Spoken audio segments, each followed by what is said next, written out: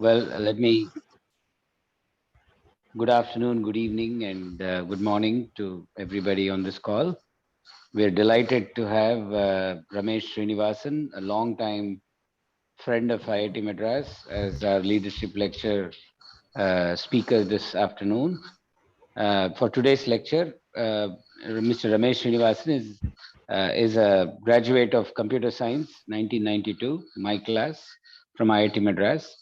He subsequently did his MBA from IIM Ahmedabad, where he was awarded the gold medal for his excellence. He's currently a senior partner with the New York office of McKinsey, and his expertise is working on a broad range of organizational change-related topics in a variety of industries, including high tech, healthcare, banking, industrial companies, and others. In addition to serving clients on these topics, Ramesh now leads the firm's CEO learning program called the Bauer Forum. He's the dean of the Bauer Forum. He's also actively involved in education, and he holds philanthropy very close to his heart. He's the chair of the board of the Akanksha Fund, a leading nonprofit institution supporting education in India. He's also an advisor to Teach for India and a member of the board of the overseas of the NYU Tandon School of Engineering. Today, he'll be talking to us on leadership lessons and practices. Thank you for accepting to our speaker this morning, Ramesh, and over to you. Thank you, Mahesh, for that very kind introduction. Kaviraj, Mahesh, lovely to see both of you. I hold both of you in enormous regard, and the impact that you're having and the way you're inspiring not just the students in the community of IIT Madras, but also the alumni and the broader ecosystem is a huge source of inspiration for me and many others. So thank you for doing what you do, and lovely to be here with all of you. Thank you. I'd like to make this an interactive session, so that's why I don't have any prepared materials, and happy to take any questions. I can easily speak for a good chunk of time, but I feel this would be much more productive if we can make this an interactive session. Happy to take any and all questions about about any topics on your mind. So I thought I'll structure at least my initial remarks in around my own leadership lessons along three buckets. This is how we at McKinsey think about leadership. And I myself am a student of leadership in the 27 years that I've been at McKinsey. And even before that, I've always found it interesting, and I've been curious about leadership development as a topic right from my high school days. And I thought I'll structure it around leading self, leading others, and leading systems, leading change in the world. Leading self, leading others, and leading systems. And this is how we at McKinsey at least think about leadership. Our belief is that leadership starts from within, with a deep understanding of who we are and what we want to stand for, our own identity. And I'll share a little bit about my own self, how I think about leading self, my own stories, some of the reflections I've been through, some of the things that have impacted myself as a human being and leader. We then think about leading others. Leading others is really around working with teams, working with other people. And in preparation for this session, I was thinking about my own experiences at IIT Madras and how it shaped my perspective on leading others and working with others. It was an incredible experience I had, and I'll share a couple of stories from my experience and my early experiences and my learnings around working with others, leading others, that I got both from IIT Madras, from IIM Ahmedabad, and then beyond at McKinsey as well. And then I'll spend a few minutes on leading systems. I early on, in fact, my own passion for making a difference to society came from my work with an organization called Arivoli in IIT Madras. Actually, we used to work with the kids in the communities around Taramani, Velachery, and that's where I got my first experience working with communities, and that has stayed with me, and that has continued.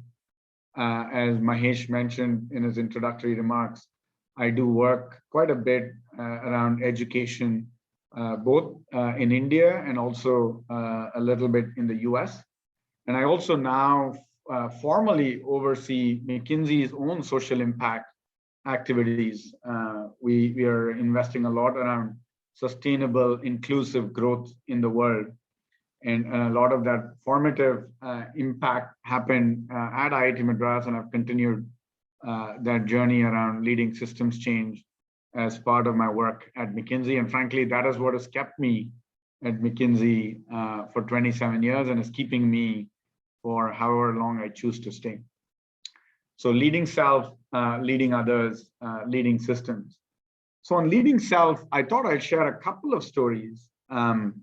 A seminal event that really shaped my life was my father actually passed away when I was 12 years old. And this was we grew up in India. He was part of the defense, and he was part of what was called the military engineering service. And we were a family of five. I had two siblings, my mom and dad. And this was the year 1983, and that really had a profound impact on me, because that same year my sister was married and my brother left for college. And we went from a family of five to a family of two, just my mom and I. And it was a very tough event on myself, but it also taught me a lot of things. It taught me how to be independent. I also had a need for being with people and wanting to be liked by people. I'll come back to that later, which has served as a signature strength of mine. But also at times, as I've gotten more senior, has been a challenge that I've had to work through, where there are times in the roles that I play that I've had to share tough messages with people. And how do I do that in an inspiring, caring way has been a learning journey for me. And then I was fortunate enough to get a lot of mentors and guides around me that helped me get through IIT. I studied computer science. I had an amazing experience at IIT. Went to IIM Ahmedabad, and I'll talk about the leading others in a bit. But I wanted to share one more story. There was a story that happened much later, but it is related to leading self, which was, my wife, we actually met at IIM Ahmedabad, and we've been married for 26 years. She's been an incredible source of inspiration for me. She herself was a teacher in Harlem here in New York in a public school, and recently switched to an Indian edtech company focused on the US market. So it's been exciting to see her own evolution. But one of the things that shaped my wife and I is, unfortunately, in the last 15 years, we lost two kids to cancer. Our kids, Shruti and Aditya, were both really smart, very positive kids. Kaviraj knows about them. I know others know about them as well. Shruti was 9 when she passed away. In fact, her anniversary is coming up. And Aditya was 12 when he passed away. And those two incidents really, again, forced my wife and me to think about who are we? What is our purpose? Why do we exist? And we could also see a lot of demoralization in the world, a lot of negativity in the world. It's forced us to think about acceptance in a very deep, meaningful way. But it's also given me clarity on my own purpose. For people going through a tough time, I represent hope, optimism, positive energy, a smile. My mom says the thing that she values and she's proud of me the most is my own smile and the positive energy that I bring to the world. And my family, my friends, McKinsey, all of this has just given me a platform to express this positive energy in a way that is useful for the world. That clarity has actually helped me in being clear on myself, who I am, the identity, and what I want to accomplish in this world. So that's a little bit of leading self that I wanted to bring to you all to encourage all of you to think about things that have influenced you as a human being, as a leader, events that have happened in your life, and how that has framed who you are, how have you learned from it, and what do you want to bring to the world from those experiences. A little bit on leading self. I mentioned the experiences I had at IIT Madras, working with some incredibly smart people, incredibly gifted people, incredibly inspiring people. I had a chance to be the speaker of the Students Affairs Council at IIT Madras. It was a formative experience. I learned how to work with many, many groups of people. Many people I agreed with, I got along really well with, but many people I disagreed with. And I learned a lot from them. And one of the people I had lots of disagreements with at that time was Rajiv Lochan, who's now then joined McKinsey, became a dear, dear friend.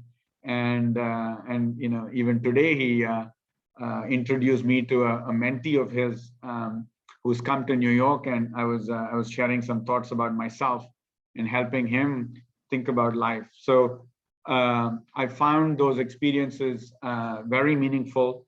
I also spent a lot of time with Pratap Haridas, who is also a professor at IIT Madras, was a school classmate of mine, but we spent a lot of time debating at IIT Madras. We in fact won the debate prize during Mardi Gras, as it was called then. And I remember N. Ram of Hindu was the judge. And again, great learning experience working with Pratap, one of the most inspirational people I have met. He would, on the one hand, challenge me and yet be supremely caring in a very, very unique way. Seminal experience working with others and leading others that I learned from the IIT Madras system. I don't want to, I want to also emphasize the academic curriculum that I went through. Yeah, I did reasonably well, even though I was not in the top of my class, but I was in the top third of my class. But forget the grades. I felt I learned a lot, whether it was in theoretical computer science, whether it was in a lot of the, my own BTech project was around machine language and creating a parallel processor, or what I learned as a teaching assistant for 4 semesters. I was a teaching assistant actually, and I learned a lot. Some of my concepts actually got stronger when I was teaching that to other folks.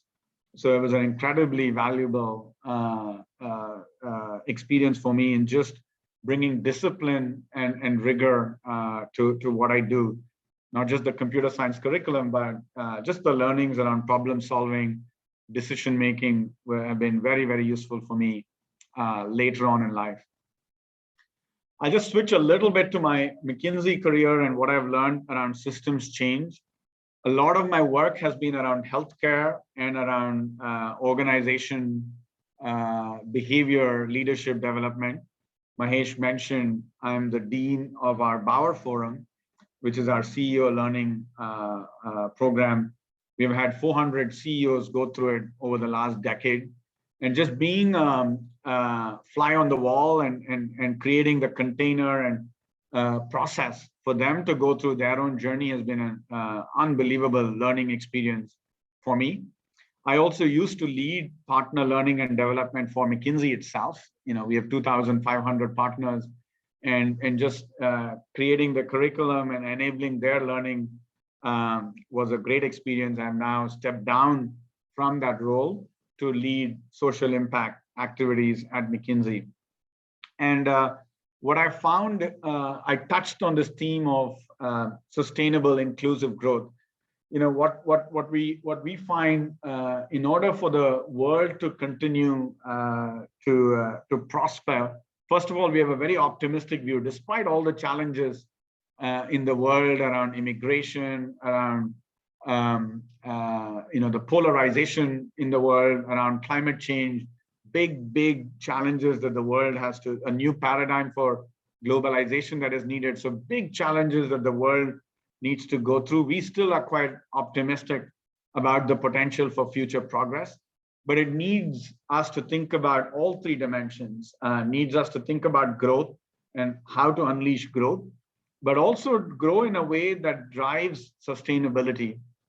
The climate change is a huge challenge the world is going through. So how do you drive this growth while enabling the transition of industries that need to go through a tough transition over the next 20, 30 years? These are complicated problems and not easy to address.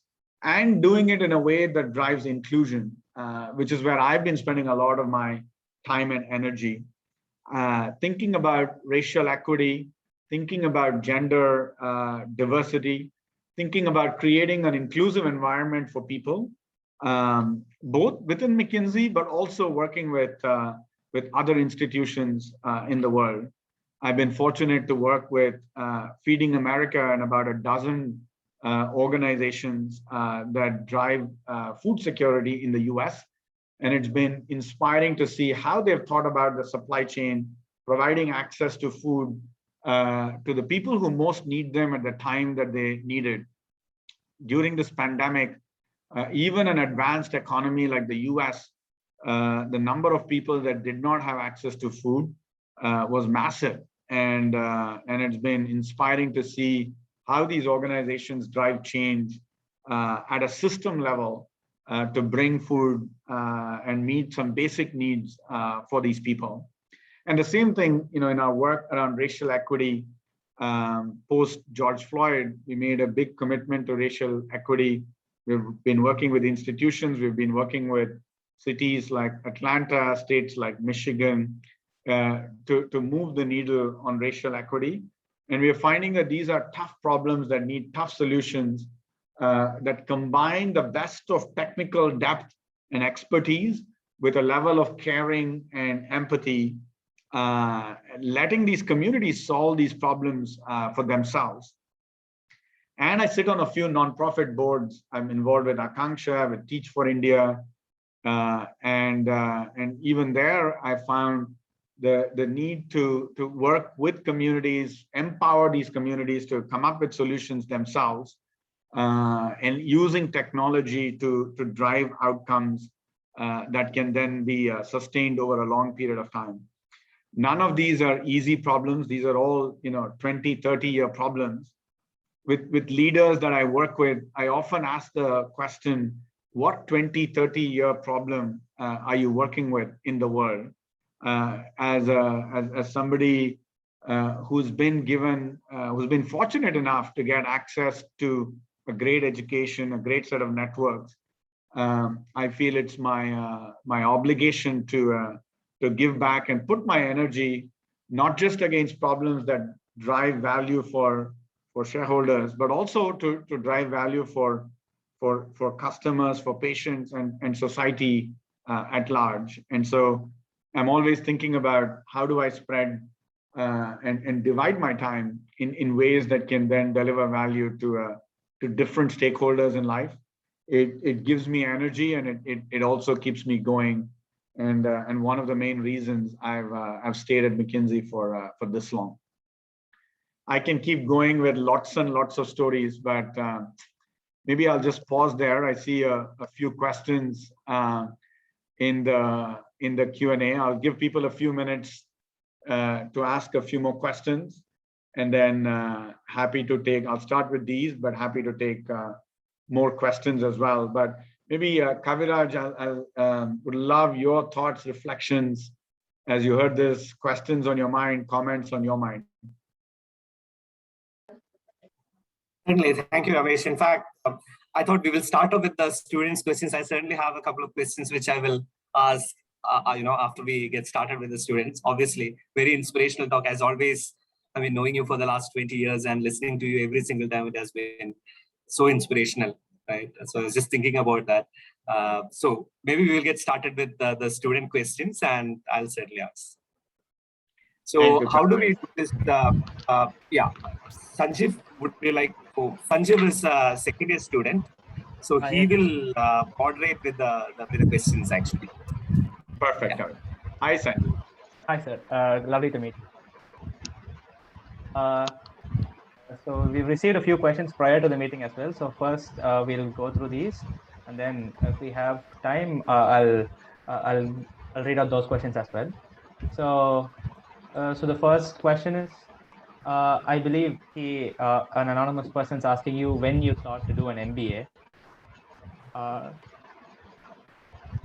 Yeah, that idea of an MBA came to me midway during my IIT tenure, maybe close to second year, third year. I think a few different forces impacted that. So most of my class decided to continue on the technical side, came to the US or other countries to do a master's, and then some did a PhD. Others took on various roles in computer science in my own class, my own branch, but other branches as well. This was the time when Narasimha Rao and Manmohan Singh announced reforms, economic reforms in the country, and I could sense a new beginning for India, and I felt there was a lot of shifts likely to happen in the economic and business environment in India, and I felt I'd like to be part of that and make a real difference. I also realized, I think, during my tenure that I like to mix. I like a mix of problems where I can apply both the technical skills that I learned, but also and the problem-solving skills I learned, but also some of the leadership experiences and the people experiences that I had. So I wanted to find arenas where I can put both of those in play. And then the third factor was a group of us, 4 or 5 of us who were very good friends, who all, Shekhar Krishnamurthy, Arun Rangaraju, people who are all together, very dear friends of mine. We all decided that, you know what, let's actually experiment with this MBA, give it a shot, work for a few years, and then if we did not like it, we can always go back and follow the path that most of our colleagues had done. So that's what led me down the MBA path. I applied for an MBA, I got in, and then the experience was terrific. I learned a lot, and then I decided to stay in business. At least 2-3 times in the last 27 years after my MBA, I've debated, should I go back and get a PhD, either go back sometimes to my technical roots, but then sometimes to like the business side. But the opportunities at McKinsey and what I've been doing have kept me fulfilled and energized that I've not switched from that, Sanjeev. Yes, thank you. Thank you for your answer. Another question that we received was, do you believe that any part of a leader's duties can be automated in the next 20-30 years? Great question. I think technology will have a major impact, not just automation, but the availability of data and big data analytics that we're going to be able to do, and of course, automation as well. So I do think it will change the role of a leader in a fundamental way, and many routine tasks that we do will get automated. We're also going to have lots of tools to improve our own productivity, from basic email processing to what we do. I think we will continue to be forced, in a sense, to evolve our own model and what we do. And I feel as a leader, a leader adds value in 3 ways. A leader adds value in what we do. A leader adds value in what we know. And a leader adds value in who we are. What we do, what we know, and who we are. I think technology and automation will definitely force us to evolve what we do.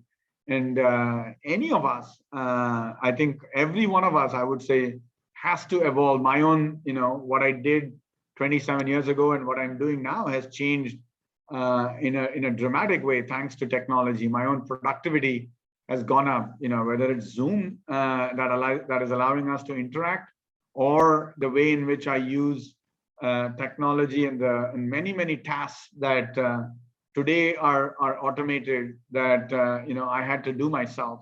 So that has evolved and that will continue to evolve. At the same time, I feel what I know has changed. I've learned so much. My own networks have grown in the world, and I'm able to add value in a way that I don't think technology will only allow me to add even more value as a leader. And then back to this point about who I am. I talked about leading self. I touched on my own purpose as a leader. The values I hold dearly to my heart. A lot of those elements will continue to be very, very critical. Ethics and integrity will be so critical. So I feel automation is not going to change that. I think we all, if anything, as leaders have an obligation to figure out how do we use automation, how do we use technology, how do we use data in the right way to help the world become a better place.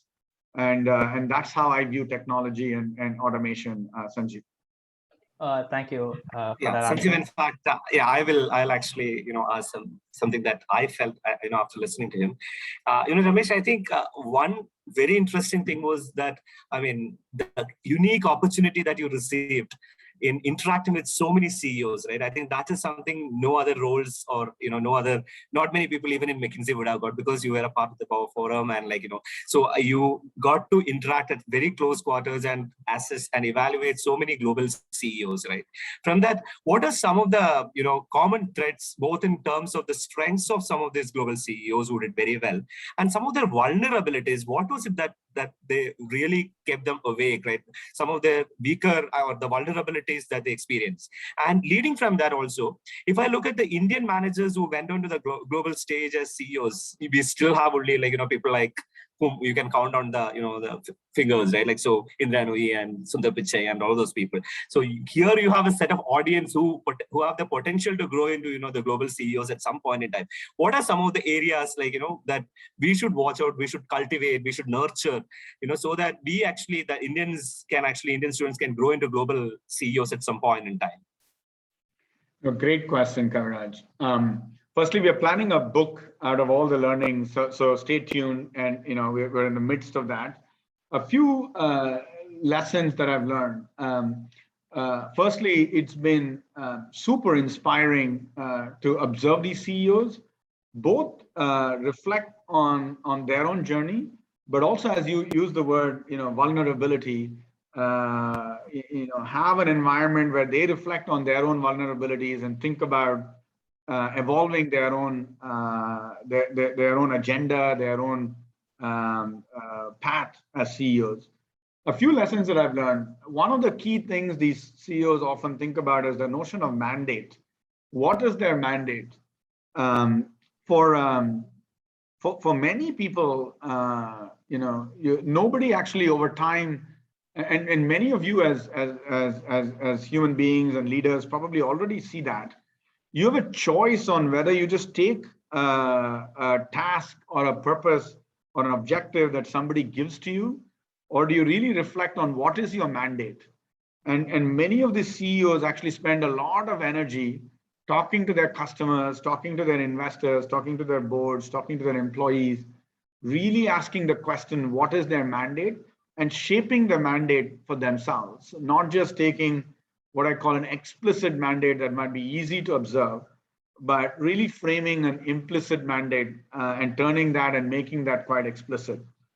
I'll give you an example. Dan Vasella of Novartis, he decided to take the R&D of Novartis and move that from, or add a big part of R&D in the US, in Cambridge, Massachusetts, and Boston, before it was a cool thing to do. Now every pharma company has a center in Boston. So at that time when he did that, it was not an easy thing. Culturally, it was not an easy move, but it's been incredible to see the bold moves he did and the way in which, the kind of impact it had over a long period of time.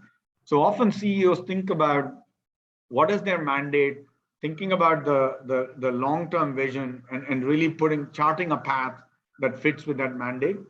And this mandate also evolves over time. So as leaders early on in a CEO's tenure, often the mandate is quite narrow. There may be some urgent things that need attention, but over time, once they build credibility, they can actually expand their mandate quite enormously. So same thing, for you all, I would say, reflect on your mandate.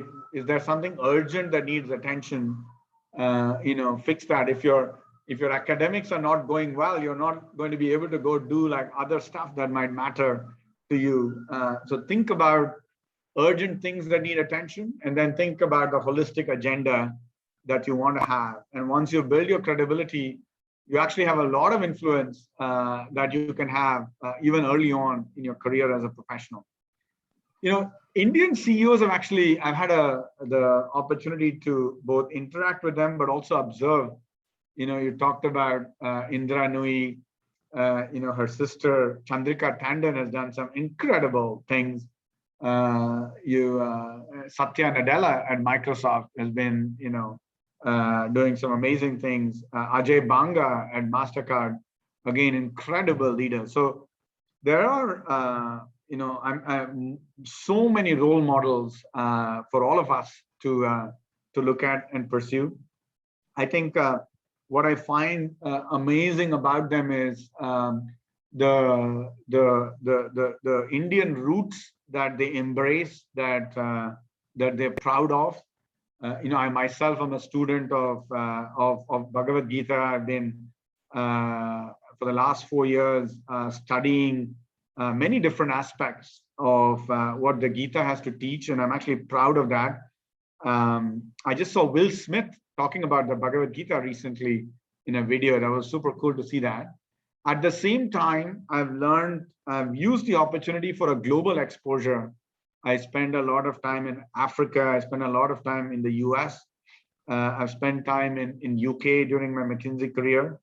And I've learned from all these different experiences. So in fact, when I moved to the US, I had a professor in history from NYU come and work with me for 6 months to teach my wife and me what happened around the Civil War. I had a lot of misconceptions and I didn't have a good enough understanding. And I felt in order to be an effective business leader, I need to learn about US history, what happened with the Civil War, how it has affected race in America. And it was really, eye-opening for me to learn. So my advice to all of you would be, be proud of the Indian heritage and what you've gotten from all the experiences that you've been in. But as you grow in the world and as you get experiences, open your minds to various experiences in different cultures, different topics, different walks of life. That will make you give you a much wider perspective. One of the books, a favorite book of mine is the Book of Joy that was written with interviews with Dalai Lama and Desmond Tutu. They talk about 8 practices, 4 of the mind and 4 of the heart. I won't go through all of those in the interest of time, but the 2 that like kind of the bookends of the 8 practices are perspective about life, and the other is generosity. So really, I would encourage all of you to take a broad perspective and look at be open and be curious to lots of different exposures. And the other side, be generous to people around you, be generous to people in the world who may not be as fortunate around you. And that is, again, for me, has been a true source of joy, Kavira. So that's sort of what I would share back with this group. Thank you so much. That's so illuminating. Thank you. Sanjeev, back to you. Yes, sir. So we have another question. I think this stems from people like us who are a little bit confused right now as to what we want to do. So what would be your advice for people who are confused to find how you mentioned how important it is for a leader to have a purpose and a drive, etc. So many people have asked, what drives you to keep growing, and how you make yourself, how can you come back from a setback in life? I think of Mahatma Gandhi's saying, I might not be getting it perfectly right, but live every day like it's your last, and learn every day like you live forever. So live every day like it's your last, and learn every day like you live forever. I've tried to practice that a little bit. So, like today we're having a conversation, and I'm meeting some incredible group of people, and, having a terrific conversation.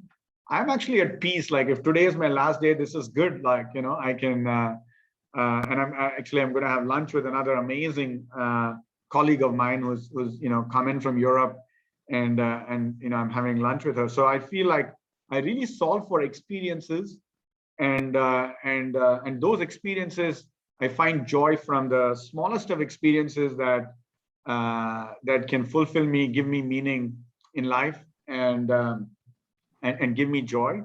At the same time, I'm always learning. I touched on that earlier as well. So my invitation to all of you would be, use the opportunities around you to learn. One of the key frameworks I've used is this concept of Ikigai, which is, Ikigai, it's Ikigai. Think about what gives you joy. Think about what you're really good at. Think about how are you going to, deliver on economic sustainability in life, and think about a need in the world you're trying to satisfy. I already touched on the need in the world. What 20, 30-year problem do you want to dedicate your life to? But also think about what you're really good at. I think we often, we often have a higher image of ourselves than the real truth.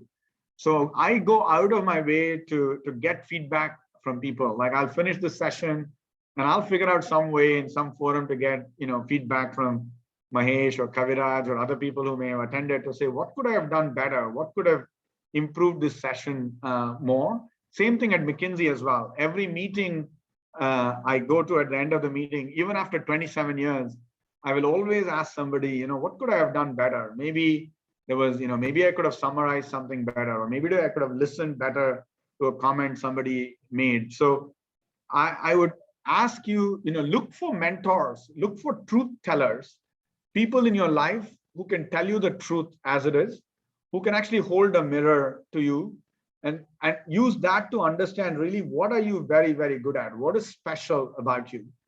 So if you can mix those 4 dimensions of a problem in the world that you want to dedicate your energy, your life, or a set of problems, really focus on things that give you joy.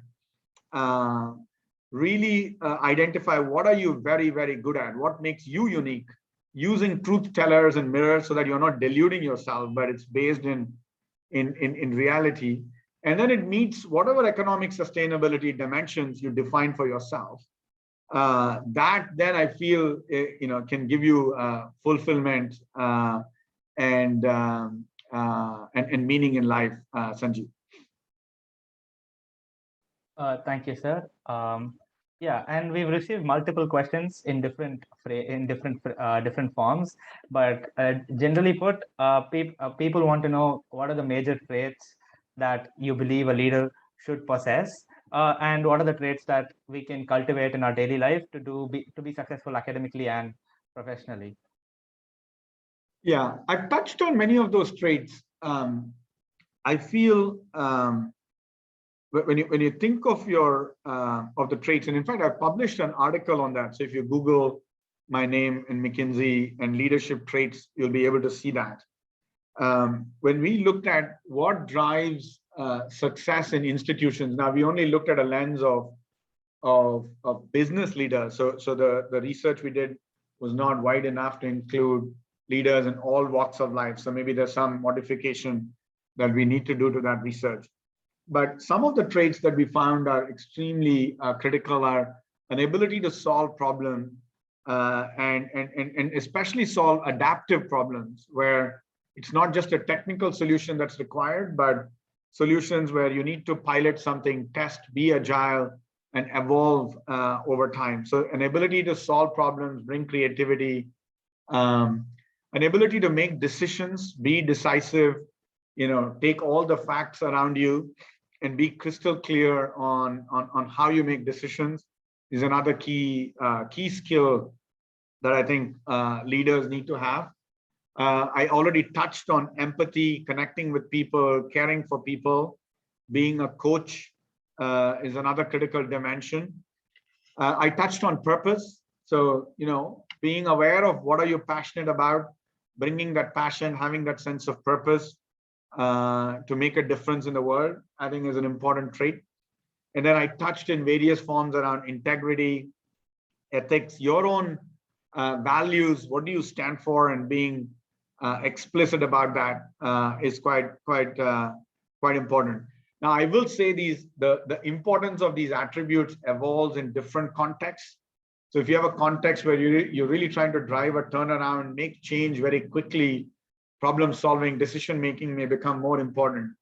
As you're in context where you're moving from good to great, you're really trying to put sustainable practices in place and build capabilities. Some of the capabilities around coaching, developing people, purpose might become more important. When I look at leaders in the world, take World War II, right? Churchill was a great leader during the war, but may not have been as successful later on. So thinking about the context a leader is in and the competencies, the skills required for different contexts may be different. So when you're thinking about your own competencies, give a lot of attention to the context you are, the context you want to be in, and therefore the kind of attributes that you want to bring to that particular context. Thank you for that, sir. And we've received a few questions based on this as well. So many people have a question where they're wondering if leadership is a skill or a quality, and if so, if it's a skill, how can we master it? I believe you've touched upon this briefly, but people also had questions like, is leadership only reserved to people who are extroverts or public speakers, or can introverts also make good leaders and can learn how to be a good leader? Yeah, great question. So first of all, introverts can be phenomenal leaders. In fact, there's a book called Quiet on the impact of introverted leaders. I myself am on the margin extroverted, but as I've grown older, I've actually become more reflective, more introverted. I've been to a program called Vipassana twice, which is 10 days of silence to do my own reflection. And I realized the importance of listening, the importance of reflecting. And as an introverted leader, introverted leaders are able to hear multiple perspectives. I talked about the concept of truth tellers. Introverted leaders actually are able to hear them and absorb their ideas and therefore have even more impact on the world. So you can, gone are the days of an extroverted leader coming in knowing it all and driving people, and those days are all over. I think the role of a leader is to create an inclusive environment, listen to different voices, of course, have the bold vision, set the path, make some of the tough critical decisions that only leaders can make.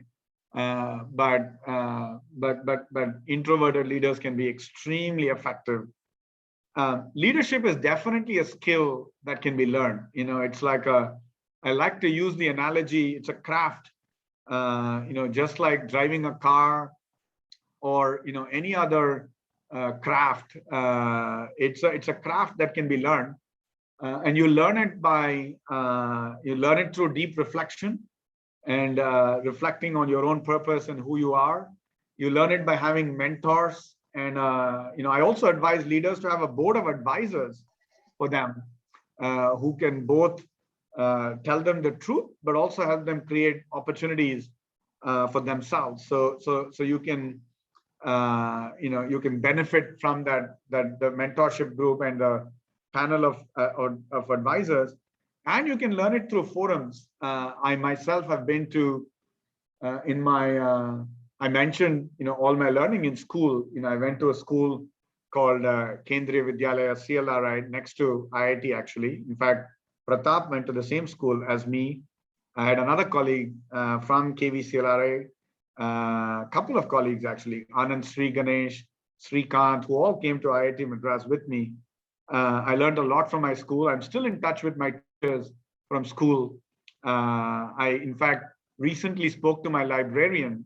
Her name is Sumitra Raghavan. Amazing environment that she created in the library for us to come and look at. I read so much from the library, but it was not just the books, but the environment she created. I touched on the fact that, when my father passed away, one of the safe spaces I found in the world was the library. And my librarian actually created that environment for me to really immerse myself into books and learn from them. And then the forums that I went to, whether it's at school, IIT, IMA, but also learning programs that I've been to at McKinsey, every year I spend at least a week of my time where I'm a participant. I'm faculty, in many weeks that I spend as faculty, but I'm a participant at least a week a year that I spend on like reflecting about myself, staying relevant, learning something about what's happening in the world, the technical skills, the soft skills, so that I can stay relevant in the future world. So my advice is you can absolutely learn. Like I talked about the Mahatma Gandhi quote, I at least have a principle of learning every day till I die. The world is changing. And think about the sources of reflection, the mentors, the forums where you can go make learning a formal habit for yourself. And then the experiences that you go through as well are just incredible learning opportunities, Sanjeev. Thank you, sir. And you've talked extensively about the importance of a support system, having good mentors, etc.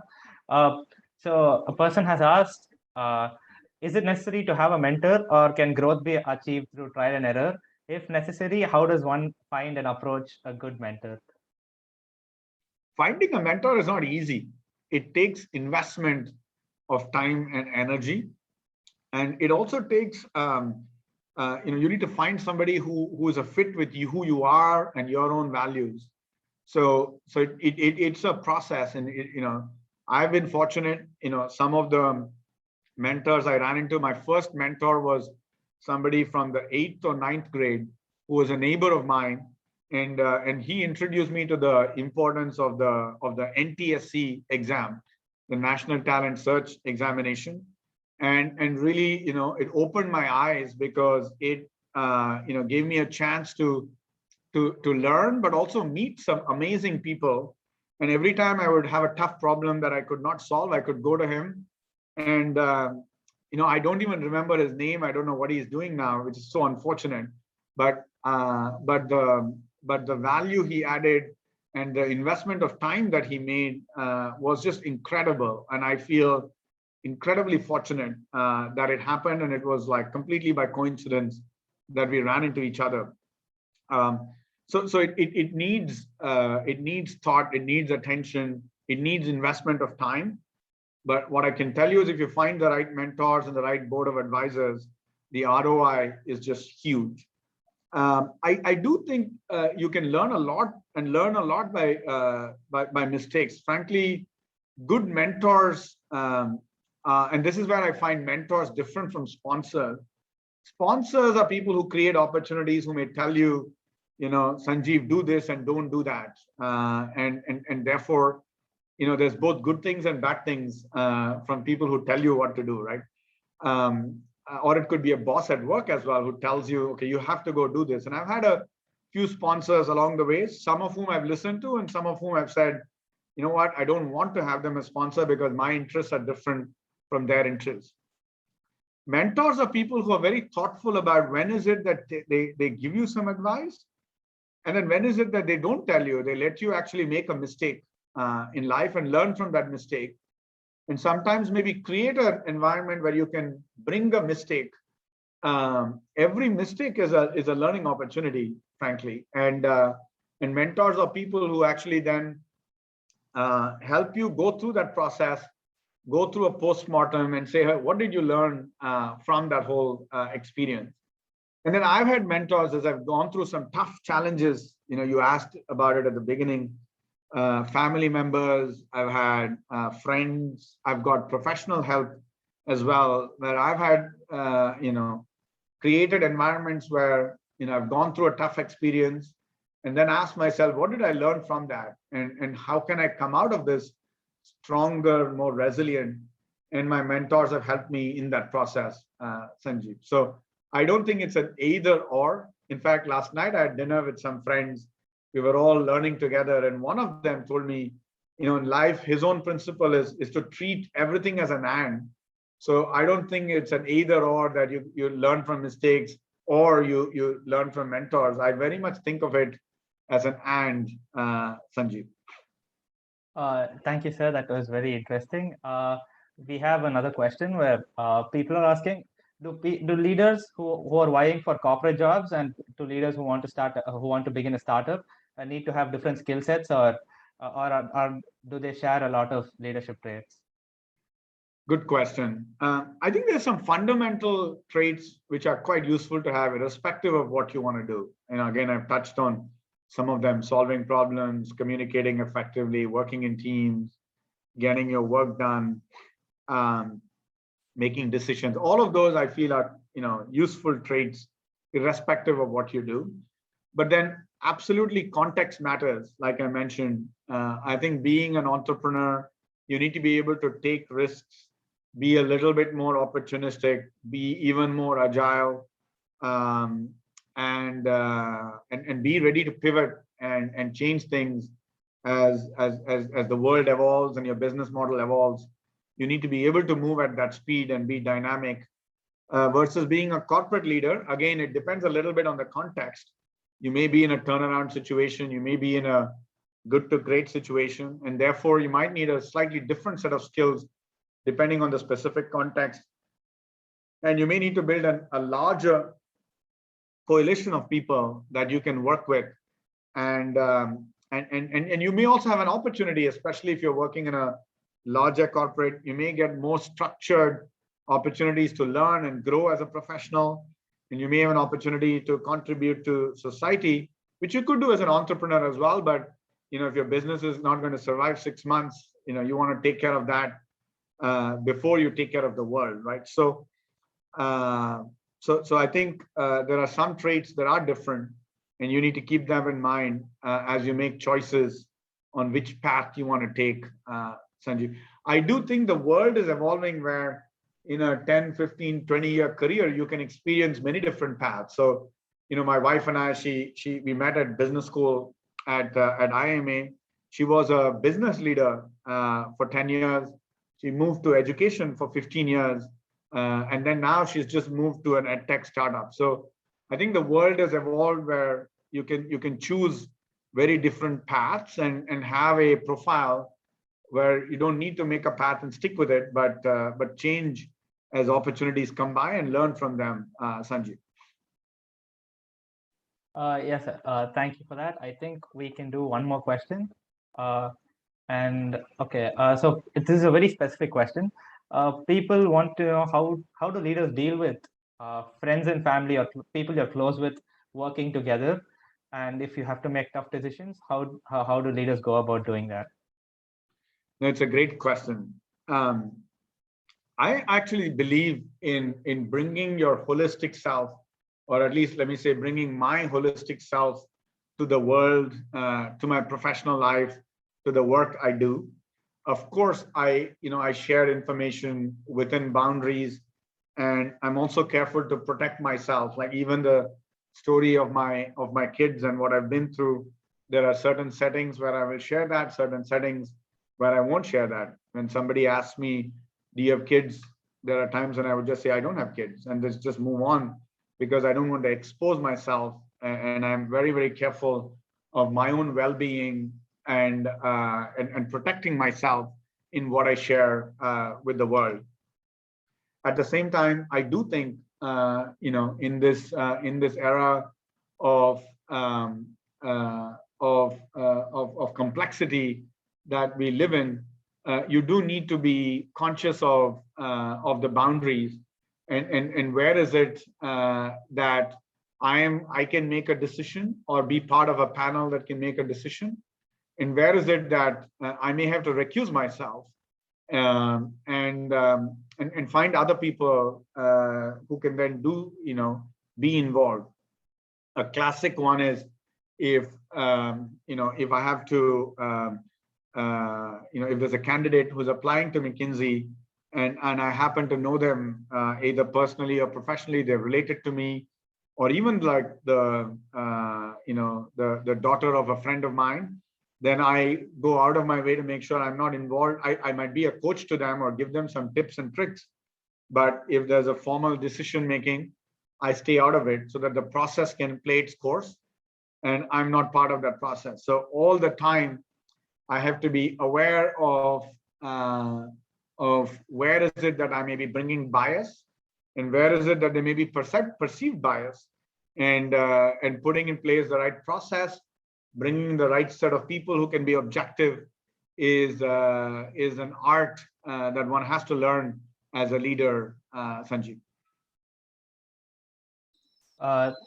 Thank you, sir. I believe with that we've come to the end of the question answer Thank session. you so much, Ramesh. I mean, I'll take a minute to actually summarize. I think it has been such a profound session. In fact, every word that you said has been so profound, and for us gives us so much of material to go back and reflect about. And that comes from all the experience, the first-hand experience that you have had working with various people across corporates, right? I mean, all those that clearly, I mean, and it gives a lot of food for thought for all of us, for the students, for us, all of us listening. Thank you for spending your time this morning and talking so patiently and responding to all those questions. As always, such an incredible and inspirational experience for all of us. On behalf of the community, kindly allow me to express our sincere gratitude to you. Thank you so much.